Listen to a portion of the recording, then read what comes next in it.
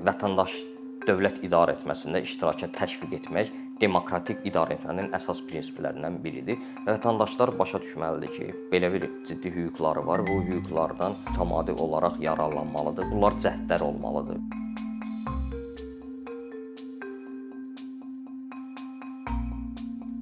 Vətəndaşların qanunvericilik təşəbbüsü hüququndan çıxış etmək onların konstitusion hüququdur və iştirakçı demokratiyanın, ictimai iştirakçılığın bir formasıdır. Bu nə deməkdir? Yəni vətəndaşlar istədikləri məsələ ilə bağlı, yerli problemlər, təhsil, səhiyyə və yaxud da hansısa sosial, ətraf mühitlə bağlı, bu məsələlərlə bağlı hansısa bir qanunvericilik ya qanunda boşluqlar və yaxud da yeni qanunlar, yeni çağırışlardan irəli gələn yeni qanunvericilik normalarına bağlı çıxış etmək istəyirlərsə, bu zaman onlar birləşərək ilk növbədə bir qrup yaradırlar. Bu qruplar sonra imza toplayır və 40 min vətəndaşın sonradan imzası ilə bu qanunvericilik aktı təqdim olunur parlamentə. Təbii ki, burada prosedurlar var, MSK təsdiq edir və s. Bu ən əsası vətəndaşların dövlətin idarə olunmasında onlar üçün verilən ən vacib hüquqlardan biridir. İctimai iştirakçılığın ən yaxşı formasıdır. Bu nə üçün vacibdir? Ona görə vacibdir ki, vətəndaşlar həmin qeyd olunan qanunvericiliklə bağlı təşəbbüslərlə çıxış edib parlamentə göndərirlər və həm də bunu ictimaiyyətdə bunun kampaniyasını aparırlar. Özləri dövlətin idarə olunmasında iştirak edirlər. Yəni hansısa bir yerli problemlərlə bağlı, hansısa bir tutaq ki, bələdiyyə problemlərlə bağlı, ətraf mühitlə bağlı, iqlim dəyişikliyinə bağlı, təhsildə olan bir problemlə bağlı, səhiyyədə olan bir çatışmamazlıqlarla bağlı qanunvericilik hazırlayırlar və bunu təqdim edirlər parlamentə. Bu vətəndaşlar üçün verilən ən əsası bir hüquqdur, ictimai iştirakçılığın bir formasıdır. Bəs yaxşı, ictimai iştirakçılıq nədir? Bu ictimai iştirakçılıq da demokratik idarə etmənin bir formasıdır və vətəndaşları dövlət idarə etməsində təşviq etməkdir. Bizdə məsəl üçün vətəndaşlar bəzən elə gəlir ki, dövlət başqadır və onlar dövlətin təsdiq etdiyi, yəni qanunvericilik orqanının qəbul etdiyi qanunları icra etməlidir və yaxud da hansısa təlimatları icra etməlidir və bunlar yalnız icraçı qismində iştirak edirlər. Amma əslində vətəndaş özü bilməlidir ki, onların da bu prosesdə iştirakçılığı birbaşa hüququ var. Yəni yalnız seçdikləri deputatlar vasitəsilə yox, o cümlədən seçdikləri prezidentin təlimatları və yaxud da Nazirlər Kabineti yox, özləri də bu prosesdə iştirak edə bilərlər. Məsəl üçün yerli şəhərlərin və yaxud da şəhərin idarə olunmasında iştirak edə bilərlər. Bunu tələb edə bilərlər ki, şəhərin büdcəsi necə formalaşır, şəhərin büdcəsi necə xərclənir, şəhər salmada biz necə iştirak eləməliyik. Tutaq ki, şəhər böyüyür, hansısa yeni tikililər olur, bağ salınmalıdır. Burada vətəndaşların mövqeyi olmalıdır, vacibdir.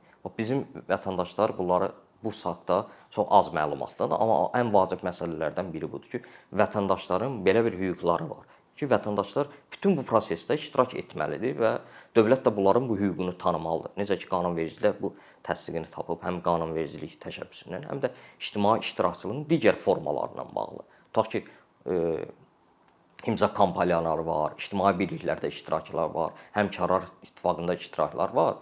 Və bunlar hamısı o prosesin bir formasıdır. O cümlədən qanunvericilik təşəbbüsü hüququndan çıxış etmək, bunu parlamentə göndərmək, bunun təşviqi üçün ictimai kampaniya aparmaq və yekunda bu proseslə bağlı baş verən hadisənin qanunda olan boşluğun və yaxud da çatışmamazlığın aradan qaldırılmasına nail olmaq.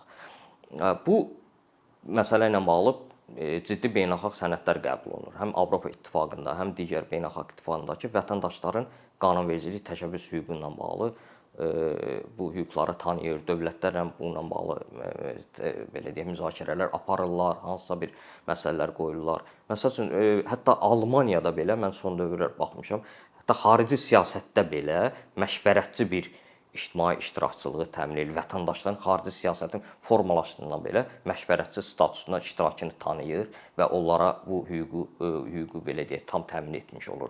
Digər məsəl üçün Qərbi Avropa ölkələrində başqa formada, tutaq ki, Norveçdə şəhər salma məsələlərinə bağlı və yaxud da iqlim dəyişikliklərinin ətraf mühitlə bağlı birbaşa vətəndaşın iştirakı təmin olunur.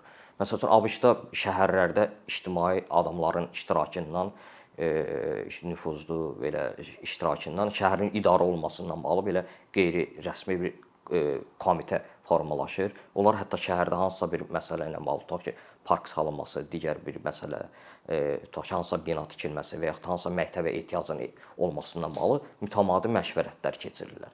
O cümlədən digər fundamental hüquqlarla bağlı, tutaq ki, seçki hüququ, siyasi hüquqlar, toplaşma hüququ ilə bağlı, birləşmə hüququ ilə bağlı vətəndaşlar o hüquqlardan, qanunların ona verdiyi imkanlardan istifadə etməklə, yəni ictimai iştirakçılıqdan istifadə etməklə o hüquqlardan yararlanırlar və o hüquqlarını dövlətlə birgə həyata keçirirlər.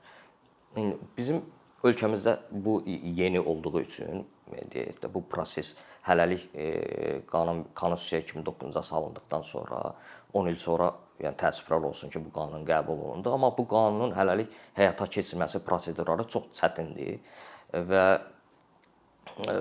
onun üçün böyük maliyyə, böyük şəbəkə, böyük auditoriyaya ehtiyac var və bu günlərdə də hətta orada bir kiçik dəyişiklik etdilər və hətta onunla bağlı xaricdən maliyyə almağı, bu imza toplama kampaniyasında xaricdən maliyyələşib iştirak etməyi sanksiya altına saldılar, cərimə tətbiq edirlər.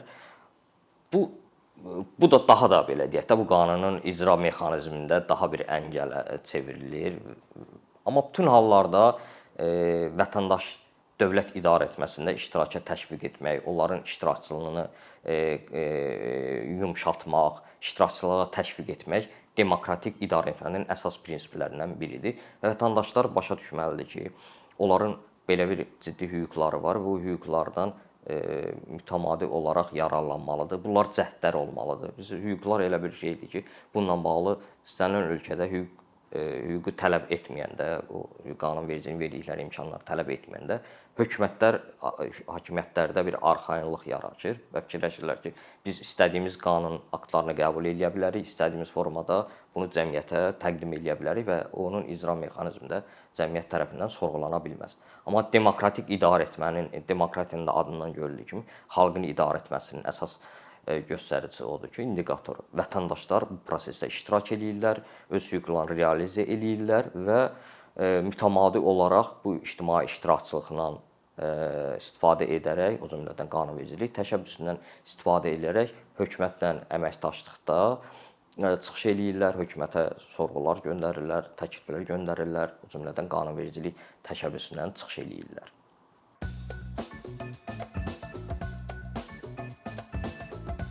Bir neçə ildir ki, əkinçi olaraq Azərbaycanlı izləyicilərin hər zaman faydalana biləcəyi, keyfiyyətli və ən əsas ödənişsiz kontent hazırlamağa çalışırıq. İndiyədək təqdim etdiyimiz onlarla animasiya və yüzlərlə çəkilişlər tələbələrin, mütəxəssislərin, müəllimlərin və ümumiyyətlə yeni mövzulardan xəbərdar olmaq istəyən çox sayda insanın marağına səbəb olub. Bu illər ərzində hazırladığımız videolar təhsil, texnologiya, ictimai fəallıq, iqtisadiyyat, gender bərabərliyi, ətraf mühit, ifadə azadlığı, hüquq, demokratik inkişaf, mədəniyyət və digər mövzuları əhatə edib.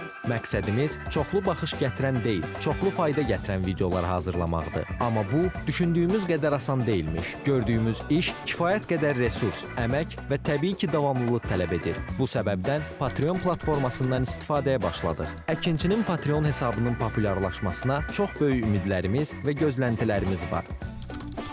Bəziləriniz Patreon haqda ilk dəfə eşidirsiniz. Əslində, çox sadə izahı olan bir platformadır. Təsəvvür edin ki, siz rəssam və ya musiqiçisiniz. Sosial şəbəkələrdə sizi izləyən, işinizi bəyənən çox sayda insan var. Patreon platforması sizə imkan verir ki, izləyicilərinizin könüllü aylıq ödənişləri sayəsində işinizi davam etdirəsiniz. Sərgi, konsert zallarından asılı qalmayasınız. Amma bu, təkcə rəssam və musiqiçilərə aid deyil. Məsələn, əkinçiyə bənzər fəaliyyətlə məşğul olan bəzi layihələrin 10 minlərlə patronu var. Biz də düşündük ki, nə üçün əkinçinin Patreon hesabı olmasın? Sizin dəstəyiniz sayəsində biz daha çox və daha keyfiyyətli kontent yaratmağa davam edə biləcəyik. Amma bu dəstək yalnız maddi dəstək deyil. Dəstəkçilərimizin sayının artması gördüyümüz işlərin faydalı olduğuna dair əminlik verir. Patreon platformasından istifadə çox sadədir. Hesabınızı açırsınız, sizə uyğun dəstək növünü seçirsiniz və Patreon özü hər ayın ilk günü kartınızdan seçdiyiniz dəstək növünə uyğun ödəniş tutur. Bu qədər. Sonda onu demək istəyirik ki, dəstəkçilərin sırasına qoşulmaq istəyən, amma məhdud imkana görə bunu edə bilməyənlər narahat olmasın. Daha öncə dediyimiz kimi, bizim əsas məqsədimiz daha çox insanın hər zaman faydalana biləcəyi keyfiyyətli və ödənişsiz kontentin yaradılmasıdır. Bunun üçün mütləq patronumuz olmalısınız deyə məcburiyyət yoxdur. Amma imkanınız patron olmağa çatırsa və bizim işimizi bəyənirsinizsə, patronlarımızın sırasına qoşulmağınız bizim üçün çox önəmlidir.